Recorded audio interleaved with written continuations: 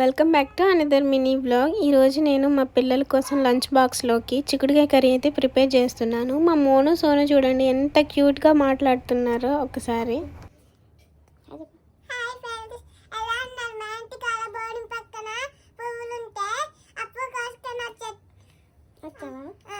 ఏం పువ్వు?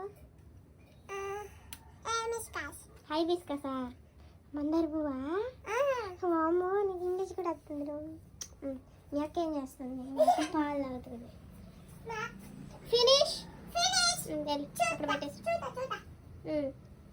తొందరగా కావాలి, టైం అయింది. చూడు చూడు.